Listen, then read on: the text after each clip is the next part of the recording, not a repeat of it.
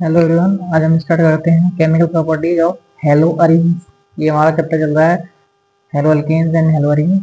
तो उसी को हम आगे बढ़ाते हैं। Chemical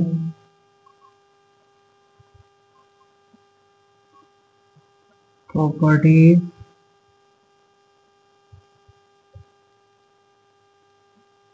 of halo arene. देखिए, chemical properties of halo arenes में सबसे पहले आता है इनका nucleophilic substitution reactions of halo arenes. ठीक है, तो जो न्यूक्लियोफिलिक सब्स्टिट्यूशन रिएक्शंस होती हैं हेलो अरीन्स की, मतलब जो हेलोजेंस होते हैं ना, वो न्यूक्लियोफिलिक सब्स्टिट्यूशन रिएक्शन बहुत ही कम दिखाना चाहते हैं। ठीक है, वो क्यों? हाँ, पहला इसका nucleo nucleophilic substitution reaction of halogens. हमारे जो हेलोजेंस होते हैं ना स्टूडेंट, वो बहुत ही कम दिखाना चाहते हैं न्यूक्लियोफिलिक सब्स्टिट्यूशन रिएक्शन। वो क्यों? देखते हैं। Nucleophilic substitution reaction of halogens, ठीक है। इसका रीजन है, यहाँ पे लिख सकते हैं हम हेलोजेंस या aryl halides. Aryl halides are extremely less reactive towards nucleophilic substitution reaction। जो हमारे हेलोजेंस होते हैं या फिर अराइल हैलाइड्स होते हैं, वो बहुत ही कम रिएक्टिव होते हैं न्यूक्लियोफिलिक सब्स्टिट्यूशन रिएक्शन की ओर। ठीक है, वो होते हैं, वो क्यों होते हैं, उनका रीजन होता है ड्यू टू फॉलोइंग रीजंस। मतलब लिख सकते हैं, पहला रीजन है due to some reasons.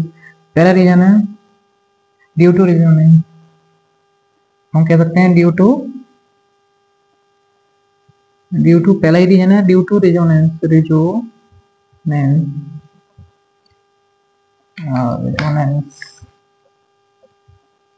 Resonance, ठीक है। हमारे अराइल हैलाइड्स होते हैं या फिर एल्काइल हैलाइड्स, जो अराइल हैलाइड्स सॉरी, वो हमेशा रेजोनेंस दिखाते हैं क्योंकि लोन पेयर ऑफ इलेक्ट्रॉन होते हैं हेलोजन आइटम पर, जो कि लगा रहता है बेंजीन में। ठीक है स्टूडेंट्स, वो कैसे? नीचे ये जो लगा रहता है हेलोजन बेंजीन के अंदर, इसके लोन पेयर ऑफ इलेक्ट्रॉन्स होते हैं। ठीक है, अब ये लोन पेयर इलेक्ट्रॉन्स यहाँ पर आना चाहते हैं, तो ये जो चार्ज होता है वो यहाँ पर इकट्ठा हो जाता है ऑर्थो पोजीशन पर, तो ये यहाँ पर रेजोनेंस बन जाता है कुछ इस तरीके से। ये चार्ज इकट्ठा हो गया, ये जब बॉन्ड यहाँ पर आया है तो यहाँ पर डबल बॉन्ड आ जाएगा फ्रेंड्स, और ये यहाँ पर पॉइंट चार्ज बन जाएगा। ठीक है, इस तरीके से कॉनिकल स्ट्रक्चर होगी ये, या फिर हम इसे रेजोनेटिंग स्ट्रक्चर भी कह सकते हैं। फिर एक और बनेगी स्ट्रक्चर, ये चार्ज यहाँ पर आ जाएगा। ठीक है,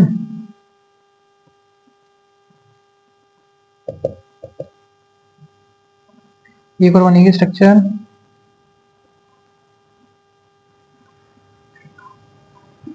ये चार्ज अब इस वाली और तो ऊपर आ जाएगा।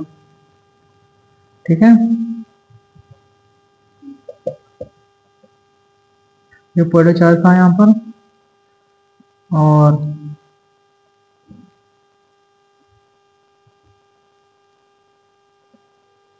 ये आ गया इस तरीके से जाएगा, कुछ ये कुछ नहीं है यहाँ पर। लास्ट जो बनेगा स्ट्रक्चर वो इस तरीके से बनेगा।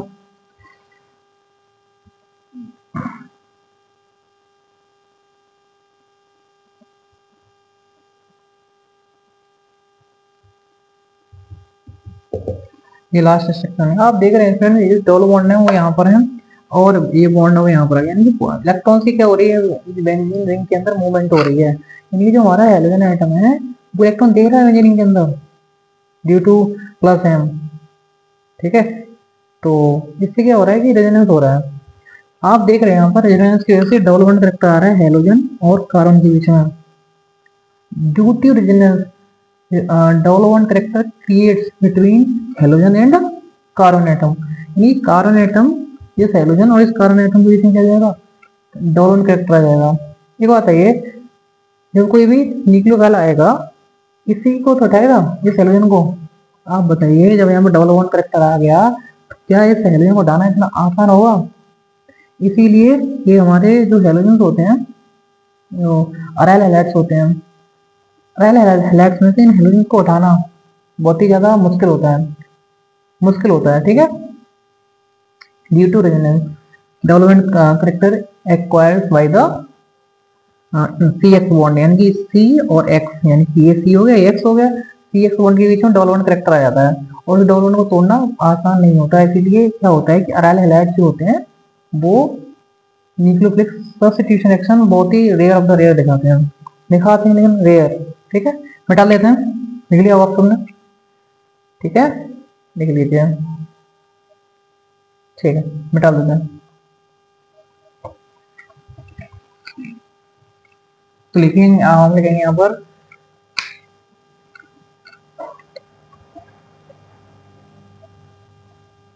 देखिए in aryl halide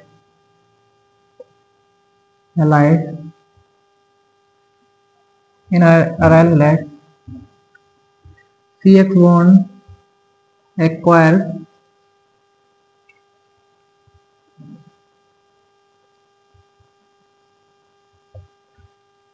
a partial development vector, a partial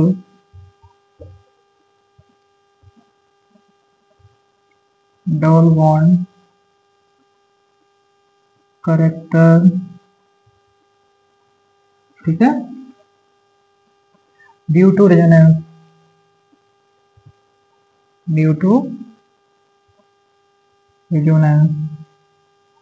ठीक है, as a result the cleavage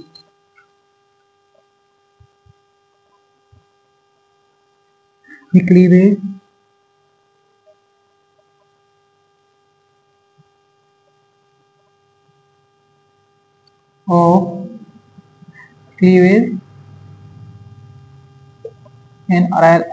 cleavage of CX bond in aryl halides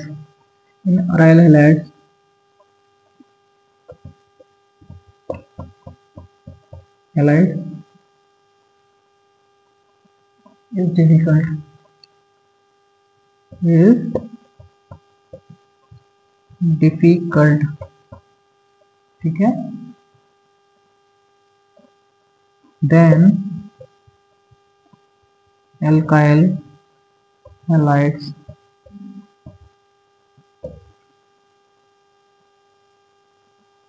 therefore they are less aryl halides are less reactive towards nucleophilic substitution reaction। ठीक है, मेरे का मतलब ये है, देखिए मैंने जो लिखा है स्टूडेंट, जो अराइल हैलाइड्स होते हैं यानी कि ये इस तरीके से, ठीक है, अराइल हैलाइड ये बॉन्ड बना लेते हैं ये मेरा अराइल हैलाइड हो गया, इसमें लोन पेयर होता है, आपको पता है। तो ये यहाँ पर क्या करते हैं, रेजोनेंस करने लग जाते हैं, जिसकी वजह से डोलोन करेक्टर आ जाता है। अभी मैंने बना के दिखाया था आपको, जिसकी वजह से CX बॉन्ड को तोड़ना बहुत ही डिफिकल्ट हो जाता है, और इसीलिए हमारे जो अराइल हैलाइड्स होते हैं वो लेस रिएक्टिव होते हैं टुवर्ड्स न्यूक्लियोफिलिक सब्स्टिट्यूशन रिएक्शन। ठीक है, होते हैं। दूसरा ये है डिफरेंस इन हाइब्रिडाइजेशन, ठीक है, as compare to halo alkanes. हम अगर हेलो एल्केन्स और हेलो अरीन्स का हाइब्रिडाइजेशन देखें कार्बन का, तो sp2 तो होता है एल्काइल, मतलब sp2 होता है हमारा हेलो, मतलब हेलो बेंजीन में, ठीक है, या फिर अराइल हैलाइड्स में sp2 होता है, sp3 होता है हमारा हेलो एल्केन्स के अंदर। ठीक है, तो जो sp2 होता है,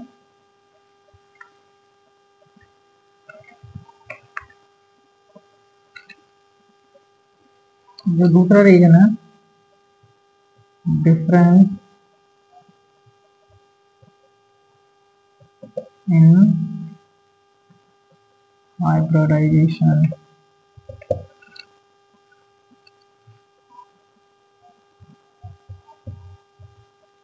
डिफरेंस इन हाइब्रिडाइजेशन। ठीक है, तो हमारा जो अराइल हैलाइड्स होते हैं स्टूडेंट्स,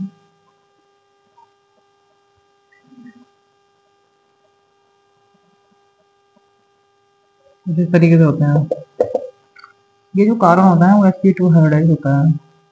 ठीक है, sp2 हाइब्रिडाइज कार्बन,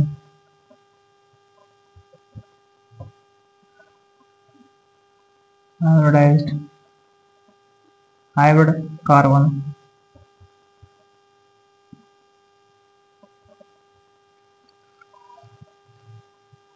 ऐसे लिखते हैं हाइब्रिडाइज्ड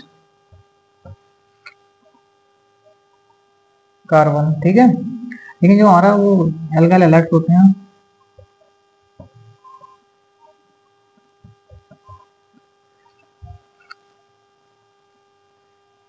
यहाँ पर जो हमारे एल्काइल हैलाइड्स होते हैं वो होते हैं, ये हमारा हेलो अरीन, ये हमारा हेलो एल्केन, इसका जो कार्बन है वो sp3 हाइब्रिडाइज्ड है। यानी कि जो sp2 हाइब्रिडाइज्ड होता है उस कार्बन का बॉन्ड हेलोजन से तोड़ना आसान नहीं होता, जबकि sp3 कार्बन जो हाइब्रिडाइज्ड है उसका हेलोजन के साथ बॉन्ड तोड़ना आसान होता है। ठीक है, इसीलिए हमारे हेलो एल्केन ज्यादा रिएक्टिव होते हैं towards nucleophilic substitution reaction as compare to the halo arene, क्योंकि हेलो अरीन के अंदर जो कार्बन होता है, जो कार्बन जुड़ा होता है किससे, हेलोजन से, वो sp2 हाइब्रिडाइज होता है। वैसे बेंजीन के अंदर सारे कार्बन sp2 हाइब्रिडाइज भी होते हैं। ठीक है, लेकिन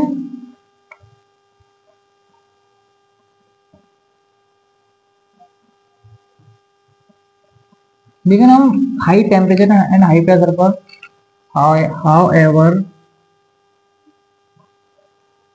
however at high temperature and pressure however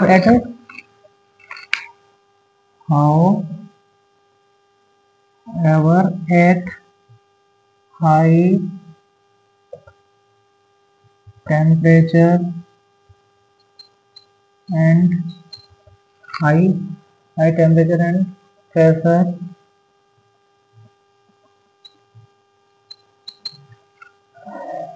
nucleophilic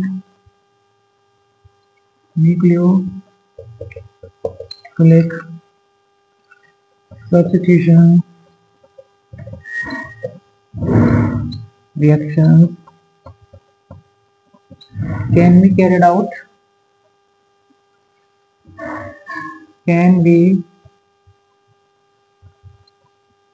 carried out in hello benzene. ठीक है, हाँ, कुछ हाई टेम्परेचर प्रेशर पर हमारी जो रिएक्शन है कराई जा सकती है अराइल हैलाइड्स में या फिर हेलो बेंजीन में। ठीक है, हेलो बेंजीन में। ठीक है, तो करते हैं, चलिए डॉप्स प्रोसेस। कौन सी है? डॉप्स प्रोसेस। ये क्या होती है स्टूडेंट्स? ये होती है मेरे पास यहाँ पे कोई मेरा क्लोरोबेंजीन होता है। अगर मैं इसका रिएक्शन कराता हूँ, अगर मैं इसका रिएक्शन कराता हूँ NaOH के साथ, ठीक है, और 623 केल्विन के ले लो टेम्परेचर, ठीक है, और 300 एटीएम के ले लो प्रेशर, ठीक है। ये पहला हो गया पूरा। सेकंड में इसमें का फिर एसिडिक मीडियम दे दो उसे, ठीक है, तो मेरे यहाँ पे फिनॉल बन के तैयार हो जाता है।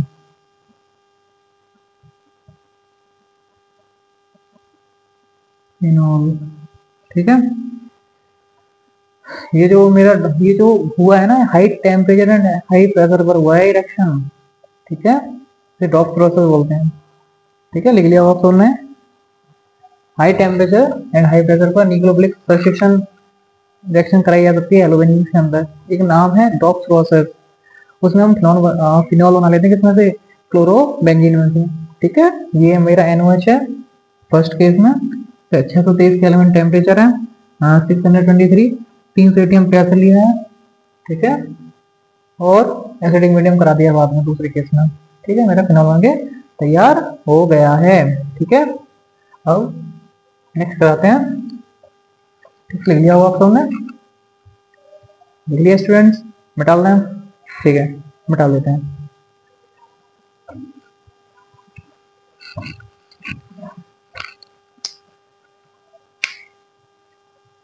कुछ रिएक्शंस में हमारी हेलोजन की मेटल्स के साथ में रिएक्शन विद मेटल्स। तो पहला अगर मैं कराना चाहूँ हेलोजन का रिएक्शन,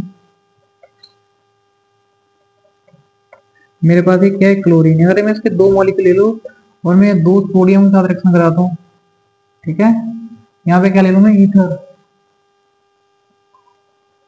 ठीक है, ईथर ले लेता हूँ, ईथर, इसे हम बोलते हैं फिटिक। चलो हम बाद में ले लेंगे वो। तो बच्चों क्या होगा? ये दो सोडियम दो NaCl बना सकते हैं, ठीक है, और मेरे जो दो बेंजीन रिंग आपस में जुड़ जाती हैं,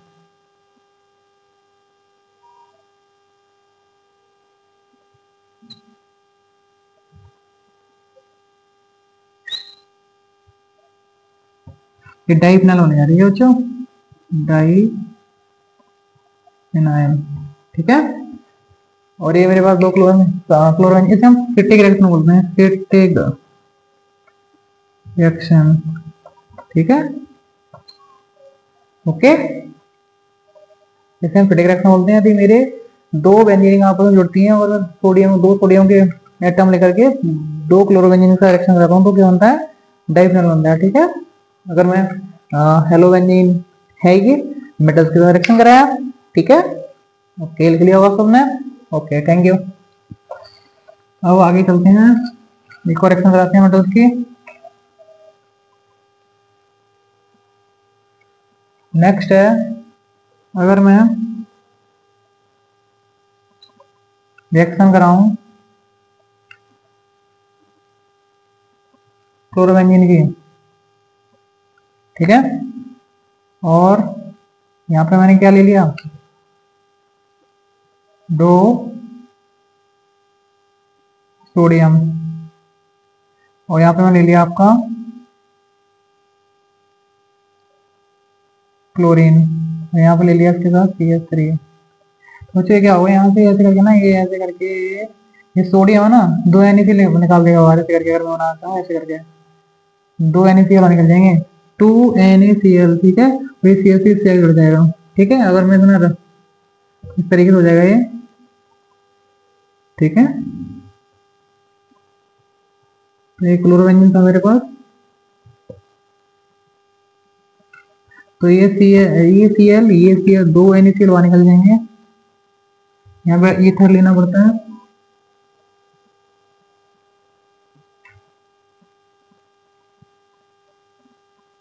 ईथर, ठीक है, 2 NaCl बाहर,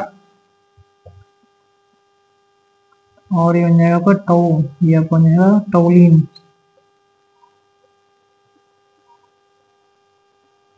CH3, ये बनेगा आपका टोलिन। ठीक है, तो ये रिएक्शन थी, इसको हम बोर्ड स्टैटिक रिएक्शन बोलते हैं, बोर्ड स्टैटिक रिएक्शन। ठीक है, अगर 2 सोडियम की क्लोरोमीथेन की उपस्थिति में हम क्लोरोबेंजीन से रिएक्शन कराएं और इथर लेना है तो मेरा टोलिन बन जाएगा और 2 NaCl बाहर निकल जाएंगे। इस रिएक्शन को क्या बोला जाता है, वुडजी-फिटिंग रिएक्शन। ठीक है, ओके स्टूडेंट्स, ये नेम रिएक्शन है, ये आप याद रखना। और अब ठंडे आ गई हैं, विंटर, आपकी पढ़ाई अच्छी चल रही होगी और आप पढ़ाई करें, आपके एग्जाम कुछ दिनों बाद, कुछ महीनों बाद आने वाले हैं। Best of luck, best of luck आप सभी के लिए। ठीक है, थैंक यू।